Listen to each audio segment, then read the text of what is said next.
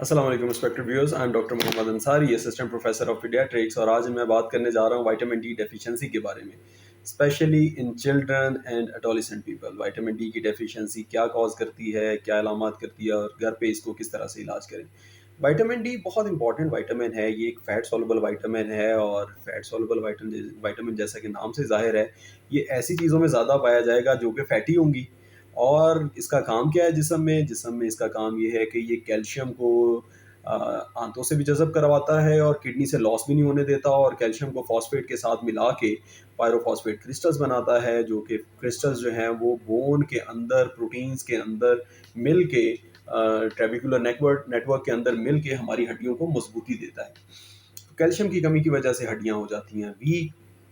अगर ये वीकनेस हड्डियों की छोटे बच्चों में हो, ग्रोइंग बोन्स में हो, तो इसको हम बीमारी को कहते हैं रिकेट्स।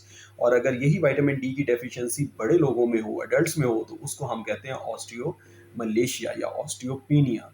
ऑस्टियोमलेशिया तब कहते हैं जब इतनी कमज़ोर हो जाएं कि हड्डियां टेढ़ी हो जाएं, और ऑस्टियोपीनिया तब कहते हैं जब हड्डियों में कैल्शियम की मिकदार कम हो और हड्डियां जो हैं वो एक्सरे पे बहुत ज़्यादा ट्रांसपेरेंट किस्म की, ट्रांसल्यूसेंट नज़र आएँ। जो विटामिन डी की डेफिशिएंसी है, सिर्फ इसका रोल सिर्फ हड्डियों की शक्ल में नहीं है, हड्डियों के अंदर ये इसका रोल नहीं है, हड्डियों की ग्रोथ के अंदर सिर्फ इसका रोल नहीं है, इसका इम्यूनिटी में भी रोल है, इसका हमारी स्किन की इंटेग्रिटी में भी रोल है। विटामिन डी का रोल हमारी स्किन और म्यूकोजा की इंटेग्रिटी में रोल है। विटामिन डी का इम्यूनिटी के अंदर बड़ा अहम रोल है कि ये जो सेल्स होते हैं, इम्यून रिस्पॉन्स जो पैदा करते हैं, उनकी रीजनरेशन और उनकी हेल्थ के अंदर विटामिन डी का रोल है। फिर हेयर एंड नेल की ग्रोथ के अंदर विटामिन डी और विटामिन ए का बहुत अहम रोल है। विटामिन डी का सोर्स क्या है जी, और कैसे हमारे जिस्म में बनता है? विटामिन डी बनता है हमारे जिस्म में जिल्द में बनता है, और सन एक्सपोजर से बनता है विटामिन डी।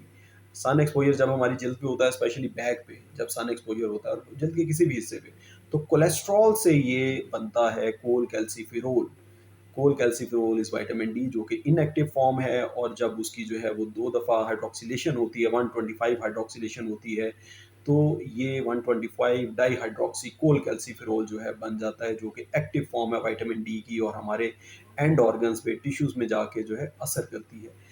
विटामिन डी की कमी की वजह से हड्डियों पे क्या असरात आते हैं, सबसे पहले ये देखते हैं। जो ग्रोइंग बोन होती है, रिकेट्स जो है, जो छोटे बच्चों में जो भी जॉइंट्स होंगे वो स्वेल कर जाएँगे। उसका मतलब कलाई का जोड़ है वो सूज जाएगा, स्वेल कर जाएगा, कलाइयों के जोड़ स्वेल कर जाएँगे।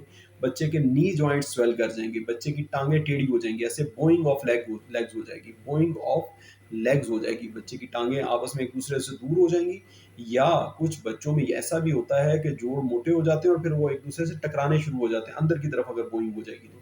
फिर पसलियाँ कमज़ोर हो जाती हैं। पसलियाँ कमज़ोर होने की वजह से बार-बार निमोनिया होते हैं, क्योंकि बच्चा स्ट्रॉन्ग पसलियाँ चाहिए होती हैं फ़ोर्सफुल कफ जनरेट करने के लिए और बलगम को सीने से निकालने के लिए। बच्चा फ़ोर्सफुल कफ नहीं जनरेट कर पाता, बलगम सीने से नहीं निकाल पाता, तो उसको बार-बार फिर निमोनिया होता है। वो बलगम अंदर ठहरता है, उसके ऊपर जरासीम बैठते हैं और परवरिश पाते हैं, और बच्चे को बार-बार निमोनिया होता है। एक निमोनिया होता है वो फर्दर बच्चे को जो है वो ग्रोथ को डिले कर देता है। बच्चे के खाने को हज़म करने के प्रोसेस को डिले कर देता है, और बच्चा जो है वो फर्दर विटामिन डी और कैल्शियम की डेफिशिएंसी में चला जाता है। उससे मज़ीद उसकी पसलियाँ कमज़ोर हो जाती हैं, और मज़ीद उसको निमोनिया होने के इम्कानात और ज़्यादा बढ़ जाते हैं। मज़ीद उसकी कुव्वत फिर कम हो जाती है, और उसको मज़ीद कोई बीमारी आन लेती है। और वो जैसे ही मज़ीद बीमार होता है, तो फिर उसके अंदर मज़ीद विटामिन डी की, कैल्शियम की कमी हो जाती है, और ये एक साइकिल चल जाता है, जिसके अंदर से बच्चे को पुल करके आउट करना बड़ा ज़रूरी हो जाता है।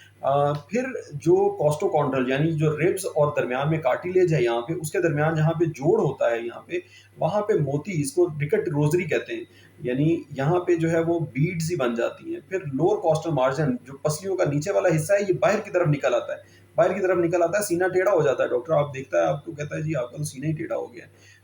तो पसलियाँ टेढ़ी हो गई हैं, सीना टेढ़ा हो गया, तो वो उससे बड़े लोग जो हैं वो ख़ाइफ़ हो जाते हैं, परेशान हो जाते हैं।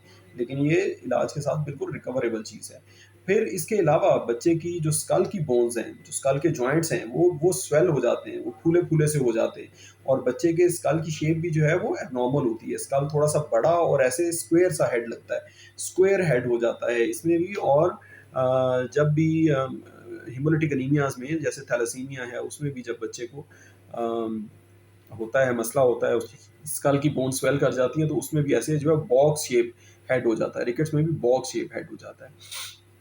फिर बच्चे की वॉकिंग डिले हो जाती है, उसकी डेंटिशन डिले होती है, बेबी की क्रॉलिंग डिले होती है, बेबी का जो टोन है मसल्स की पट्टों के अंदर जो अपने आप को होल्ड करने की बैक के अंदर होल्ड करने की सलाहियत है, यानी उस बच्चे का बैठना भी लेट होगा, उसका क्रॉल करना भी लेट होगा, उसका स्टैंडिंग भी लेट होगी, उसकी वॉकिंग भी लेट होगी, उसके दांत भी देर से आएंगे।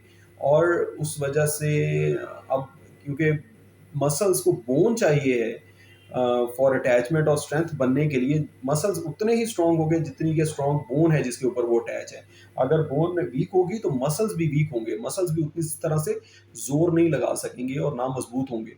तो मसल्स भी वीक होंगे तो बच्चा बिल्कुल ढीला डाला सा नजर आएगा, उसके शोल्डर जो है नीचे की तरफ गिरे हुए होंगे, उसका नेक होल्डिंग भी डिले होगी बच्चे की, यानी ओवरऑल उसके ग्रॉस मोटर माइलस्टोन्स जो हैं वो बच्चे के डिले होंगे जिसमें विटामिन डी की डेफिशिएंसी होगी। और इसके साथ मैंने बता दिया कि इम्यूनिटी का बड़ा सेंट्रल रोल है, विटामिन डी जो है वो इम्यूनिटी को बढ़ाता है, इनेट इम्यूनिटी यानी हमारी जो सरफेस इम्यूनिटी है कि हमारी जल्द से जरासीम एंटर नहीं हो सकते, अंतड़ियों की जो लाइनिंग है, आंतों की जो लाइनिंग है उसके अंदर से जरासीम अंदर नहीं दाखिल हो सकते, तो उसमें विटामिन ए, डी और जिंक का बहुत कलीदी किरदार है, बहुत अहम रोल है।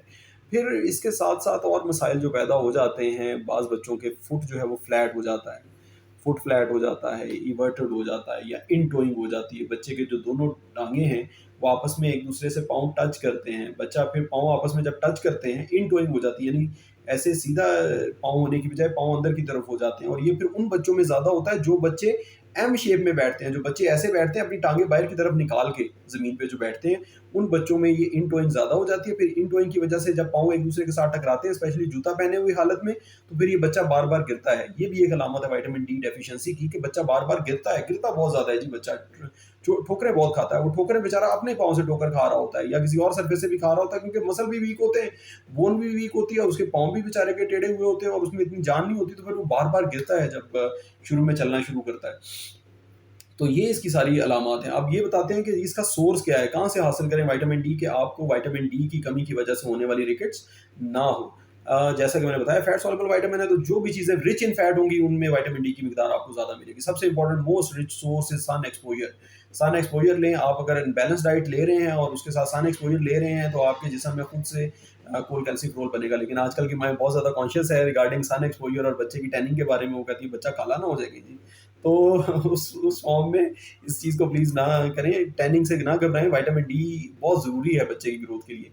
जो पुराने ज़माने में प्रैक्टिस थी कि बच्चे को धूप में लिटाते थे, उसकी मालिश करते थे सर्दियों के दिनों में, या गर्मियों के दिनों में भी ठंडी धूप में उसको लिटा के मालिश की जाती थी फर्स्ट टाइम सुबह सवेरे, यौमुल जुमा यानी जुमे के दिन जो है वो ऐसा किया जाता था कि बच्चे जो है वो जुमे की नमाज से पहले पहले जो है वो सब नहा धो के तैयार हो जाएं और नमाज के लिए रेडी हो जाएं। तो ये प्रैक्टिस जो है वो जारी रखनी चाहिए, ये अच्छी प्रैक्टिस है कि सन में बच्चे को लिटा के, धूप की रोशनी में लिटा के उसको मालिश की जाए।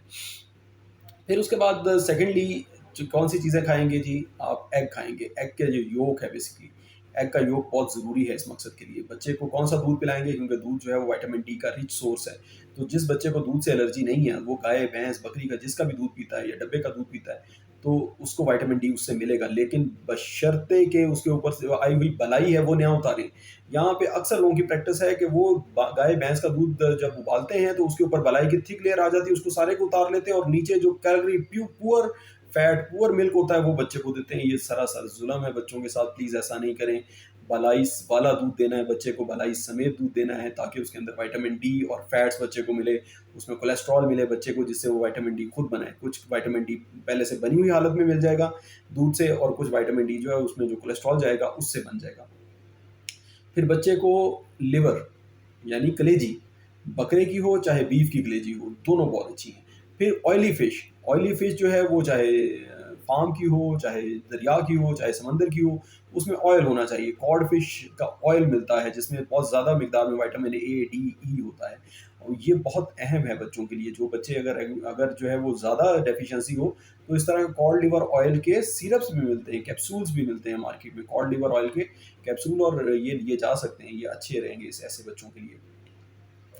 फिर कीमे का इस्तेमाल, बच्चे को 6 माह की उम्र से 7 माह की उम्र से ही कीमे का इस्तेमाल, कीमे की टिक्कियाँ बना के दें, थोड़ा थोड़ा कीमा सालन की शक्ल में उसकी चपाती के साथ लगा के दें, वैसे कीमा जो है वो खालिस हालत में बच्चे को खिलाएं।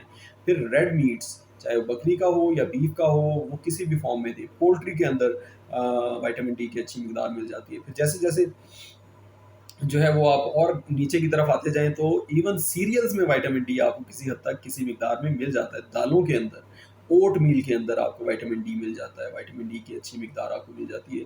जितना सी फूड है, जिसके अंदर श्रिम्प भी शामिल है, उसके अंदर ऑयस्टर्स भी शामिल हैं, इन सब में आपको विटामिन डी की काफ़ी ज़्यादा अच्छी मिक़दार मिल जाती है। फिर चर्बी के अंदर मिल जाती है का विटामिन डी की मिक़दार, और उसके अंदर कोलेस्ट्रॉल भी होता है। तो ऐसी चर्बी जो कि मेल्ट हुई हो, खाने के अंदर ही मेल्ट हुई हो, उसके अंदर आपको कोलेस्ट्रॉल भी मिल जाता है, विटामिन डी भी मिल जाता है। कोलेस्ट्रॉल जो है जिस्म के अंदर जाके विटामिन डी बना देगा, और जो है जो उसके अंदर विटामिन डी ऑलरेडी मौजूद है वो बच्चे को उसी वक्त फ़ायदा देगा।